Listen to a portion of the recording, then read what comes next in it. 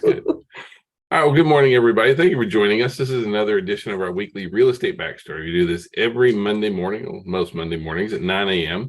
We kind of start off our week with all the comings and goings, so things happening in the real estate world. My name's Alan Richardson. I'm the managing broker at Maximum Realty and Realtor Partners. And my name's Ming Richardson. I'm the compliance broker for Maximum One Realty and Realtor Partners. And so we wanted to kind of start off today, and today is a very important day. Today's 9/11, and we need to remember 9/11. Absolutely. For us, our kids weren't, not most of our kids weren't born Correct. When 9/11 happened in 2001. And so being able to explain what that is, and then also make sure that we're appreciating our first responders, the folks that ran into the buildings, when everybody else was running out. So it's an important day. Please remember that. That's a And all the heroes, Yeah. the common ordinary folks that help each other. Yeah, exactly. So we are now I kind of want to jump over into a topic that kind of hit us up this past week. And so I got hit up with, are we violating code of ethics? If so, had an agent, and so their client instructed them not to disclose that the water heater wasn't working. So the heater wasn't working. And, like we're in Georgia, right?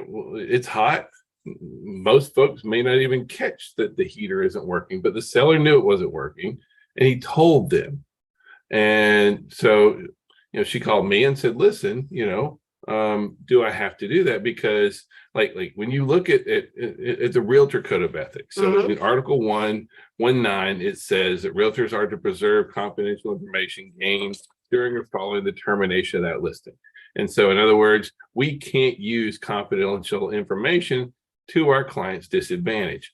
However, all right, there's also, Georgia law supersedes. Well, not only Georgia law, but code ethics actually went back and they edited the code and said that all information concerning latent material defects is not considered confidential information under the code of ethics, because we went back and said, listen, we can't not disclose that. And then they wanted to counter us with, well, I thought you represented me.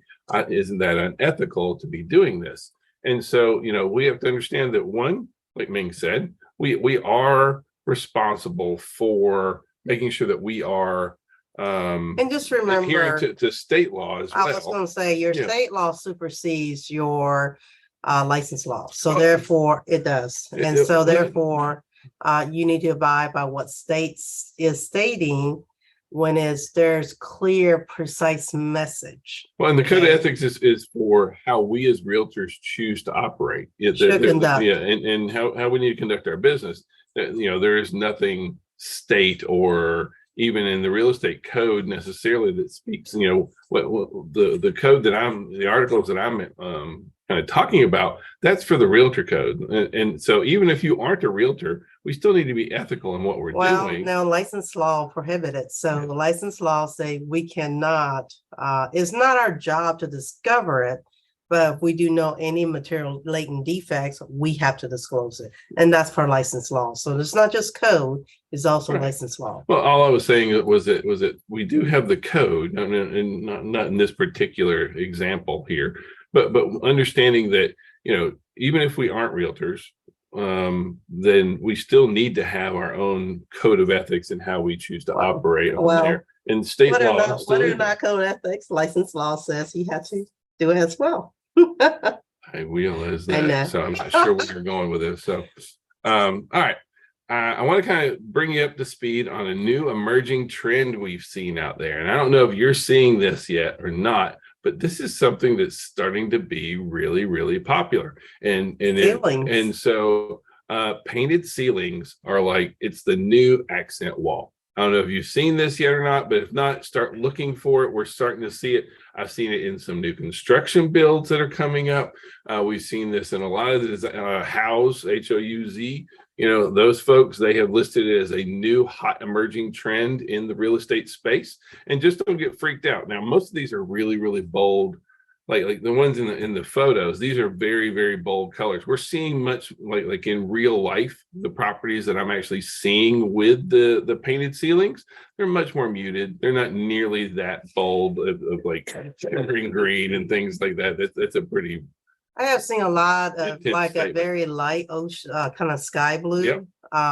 very faint in the past, which actually draws my attention. Well, but painted ceilings, wood ceilings, these kind of things that like folks are paying attention to ceilings right now, and it's just kind of an interesting trend. And just wanted to kind of bring you up to speed of it. If you haven't been out looking at properties lately, don't be shocked and actually prepare your clients. You may see some painted ceilings. You may have folks looking for that. I think those colors set the mood. So yeah, there we go. Really does. All right, interest rates came down, but they're still over 7%. Right. So on one hand, we're like glad to see any kind of relief coming our way. On the other, it's still over 7. So we know that's a very challenging market for us at the moment. And matter of fact, if you look at what happens with the number of sales versus mortgage rates, you can kind of see that ever since mortgage rates have been on the incline, the number of transactions now, not price. I mean, price wise, number of units being sold is declining due to the higher interest rate. Exactly.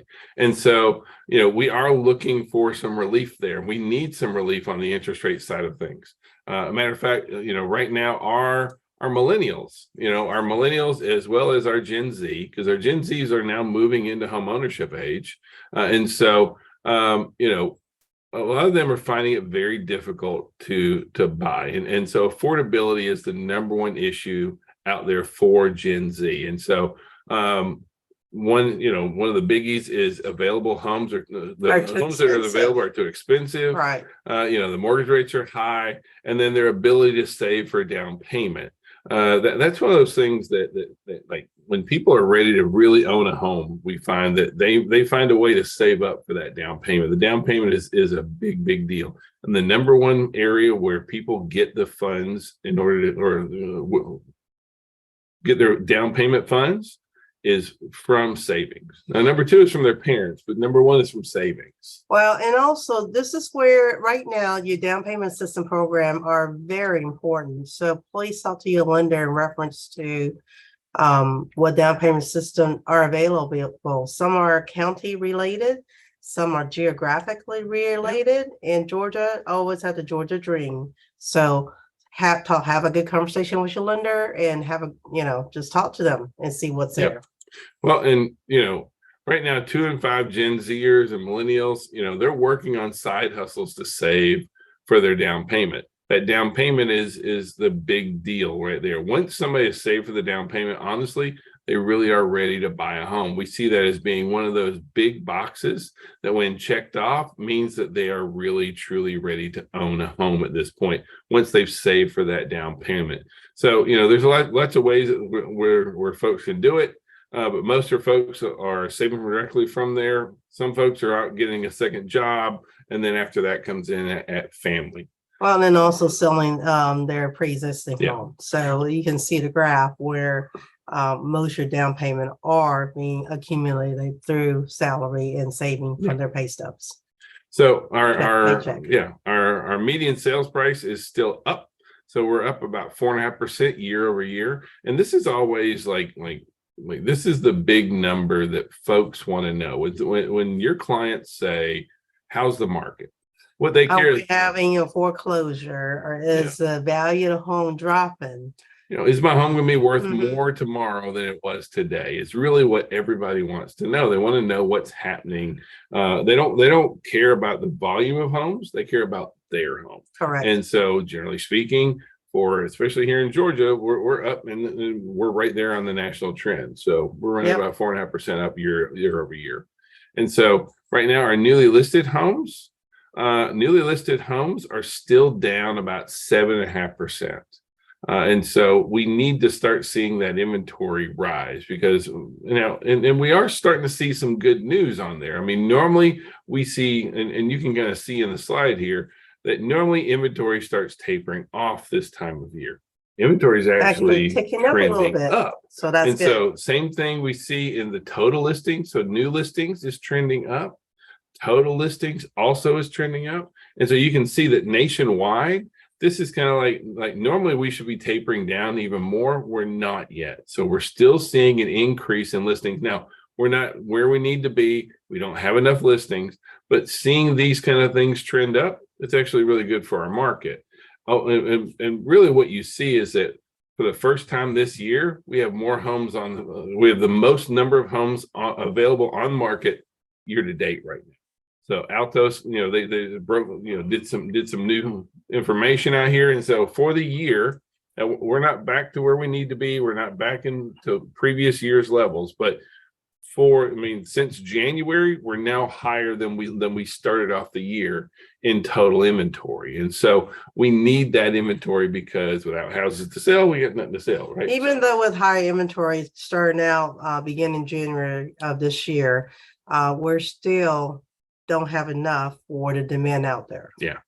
So even though a lot of things are trending now, we are still trending up on inventory. It's going to be very interesting to see how we go into the fall with that. So overall, pending sales is down about 11.5%. And we've been wearing this number down a little bit every single month. Starting almost a year ago, we were down 23 and 32% and 28% and then 25%. And now we're down to 11%. We're going to hit that tipping point here really soon where we start to meet up in the next couple of months. We're going to start seeing pending sales increasing year over year. Yep. So days on market continue to be really tight. It's not as low as it has been, but it is. It's still creeping up a little bit. It is. So it's creeping up by 5 days. So that, still, does that make it a buyer's market? No. Not quite yet. At least not here in Georgia. So there are some markets in the U.S. where that's happening much more so. It just depends on the price point, honestly. Yeah. And even with all the things going on, almost 40% of our listings are under contract within 2 weeks. That shows that when you have a listing and it's priced properly and it's in good condition, like you're going to get offers within 2 weeks. Absolutely. But you have to be right on price. The days that, hey, let's try this price and let's just throw it out there and see, that's not working in this market. You can't push the market right now. Matter of fact, one of my agents called me and said, hey, I have a listing and it's not moving. So, she asked me to strategize some of the things with the seller. So that's what I just did right before this video. But bottom line is it's probably price. That's the hard part. Now, all that being said, it seems like things are down, down, down. I wanted to share with you what our list hub activity was for just this past month. And so even though it looks like, overall real estate activity's down, buyers are down, actually, in just versus July versus August, we jumped up almost 2,000 additional views on our listings. You can see that, in July, we have a lot of people looking and hoping to find that great deal. But, normally August tapers down traditionally. We're not seeing that taper down. We're looking at a very different fall where because inventory has been so tight, that buyers are continuing to look. Don't put it in your head that fall is a bad time, and that everyone has stopped buying right now. We're not seeing that activity going on. Yes, I know interest rates are hard, but we have right now our biggest buyer group are the baby boomers, and they're walking in with a ton of equity, and most of them are just not that interested in. We're even seeing a lot of cash sales from our boomers and things like that. So interest rates don't affect them at all when you buy all cash. So just don't put yourself in that mindset that activity's down, because what we're seeing on our listings is it's not down. They're being viewed. Yeah, it's not down. Now this is they come out with a home purchase sentiment index every month, and so it had been really down over the past year, and it's still definitely not as high as it has been. However, it's been trending up, which is very interesting, because you would figure that when interest rates really hit, last year, when we saw interest rates, really pushing into the 6s and 7s last year, we saw a massive drop in home purchase sentiment. And you can see a curve, where it dropped. But now, even though we're back into the 7s, home purchase sentiment is still pretty. It's coming back up. It's actually not going down again. Well, and the buyers now kind of getting a little adjusted about interest rates not going back down, not like what it was during pandemic. So therefore, they're looking at, okay, now we're faced with this interest rate. What can we do to make this happen? So the sentiment is that, honestly, 5.5 is a really great rate. 7 is not bad. There are people that bought houses at 7%. The consumers are getting around to the point where, like, okay, this is the market we're in. Correct. No, we don't really like it. We'd really like to see these things going on. But what we're seeing is that our buyers especially are like, okay, this is where it's at. And so you can see, like what does that number come from? Well, it comes from, how many folks think it's good to buy, when it's a good time to buy versus a good time to sell. What do they think is going to go up with the home pricing? And so right now, 41% of Americans still think that home prices are going up, when we are absolutely in agreement with them. Right now, 46% of Americans think mortgage rates are going to go up. I'm looking at them coming down. On the good side, only almost 80% of folks are not concerned about job losses. The job market continues to be really, really strong. And right now, more people expect a higher income over the next year than expect it to be less. And so that's really good. All in all, we're still seeing positive equity growth. Mm-hmm. And so, that equity growth, it is affected by mortgage rates for sure as well. But, here in Georgia,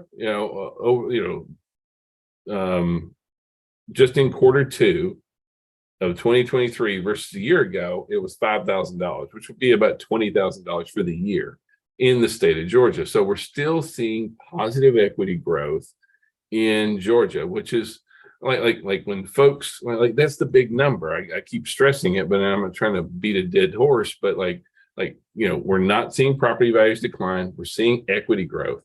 And so even though it is hard especially for our first time buyers, right? They're not coming in with a lot of equity, things like that. But this is the reason why. It's because wealth is tied up in home ownership in the United States. It is. And honestly, with rental rate going down, a lot of renter are now looking at, maybe I should just rent. But, honestly, you're never going to gain any asset in life if you don't purchase and own something of yours. Yeah. All right. Switching gears on Instagram. So what are the most popular interior trends on Instagram? So if you're an Insta, influencer, if you post a lot of stuff on Insta, what are the ones that are going to get the most attention and most popular? Farmhouse. Number one's farmhouse. As far as like interior trends, farmhouse is the first one. Rustic, neutral. I'll be honest with you, I don't even know what Higgy is. I'm not hip enough for Higgy at all. I understand shabby chic and terrazzo. I got that. Minimalist I'm okay with, but stick with farmhouse, rustic, and neutral, I believe, because if y'all would let me know what Higgy is, and we'll get jiggy with it. I guess I got nothing. You're dating yourself. Totally, absolutely. I'm totally fine. All right. Now, also, there was a recent study by Zillow, actually, and they came out and they said that, right now, 80% of home shoppers consider climate risk when they're looking for a new home. And so here in the South, about 80% of folks consider it, less than some others. And so when you're talking climate risk, we're talking about tornadoes, wildfires, earthquakes, those kind of things. And the advantage for us here is we're actually pretty good, right? We get some rain from a hurricane here and there, and we don't really have earthquakes, and we get some tornadoes every once in a while. We get a little wind damage from the but compared to a lot of the rest of the country, which makes Georgia a very good place. You look at mudslide, California. You look at wildfire. Up in north, and it's crazy right now. I think Canada's still on fire. I know. But this is a positive thing for us, because Georgia is a very favorable state when folks are considering the impact of these different climate risks. Georgia actually is on the lower end of the scale for a lot of those, so that's a really good place for us to be. Throw it out there. This is what's going on with national rent. And so you can see that overall, we've been seeing national rent really declining for the last year. And so it is, well, let me rephrase that, because this slide may look a little bit disoriented. No, not just, but like it's not presenting the real picture, or you have to understand what you're looking at. What we saw was that rents were running around 7 to 8% over year. Now they're running somewhere around 2 to 4% higher than the previous year. It's running under inflation now, actually. And so here in the Atlanta area, overall for a one bedroom actually in the Atlanta area is down about 3.4%. Now, for the 2-bedroom and 2-bedroom plus, it's up about 3% year over year. And so that one is still keeping up right around there with inflation. But overall, we've seen where the really high, crazy asking rents, as well as being able to go out and just put out crazy, the rental market is seeing the same corrections as the residential real estate market is. You can't just throw really crazy. I mean, because if you throw crazy numbers, guess what? The buyers, the renter's going to buy because it doesn't make sense.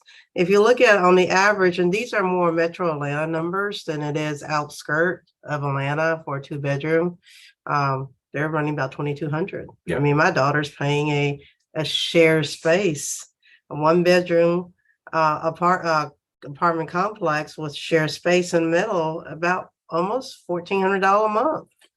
So, yeah. All right. Don't forget that every week we have accountability in all of our offices starting at 9 a.m. as well as calling sessions afterwards.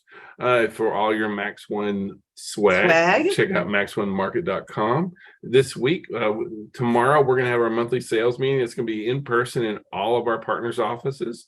On Wednesday, Georgia Melissa is coming out, and they're going over transaction desk at the airport office. Listen, if you are slightly new, even if you've been in the business and haven't played with transaction desk, it's changed. There's new bells and whistles and buttons and switches you can flip, that kind of thing. Like every time I take it, I learn something new. So please take some time out. That is like a must-have class. So please get yourself up on transaction. If you're on the south side, listen, if you don't know your craft, I don't care if you're south side, north side like the FMLS. But that's what I mean. But you still have, not everything's listed in FMLS. So therefore, you still need to learn.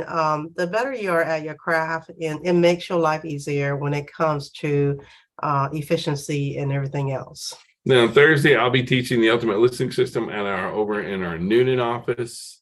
So we hope that you guys are going to have a great week. If we can be of any kind of service, please call, text, or smoke signals. And take one moment to thank our 9/11 heroes, and whether they're first responder or ordinary person.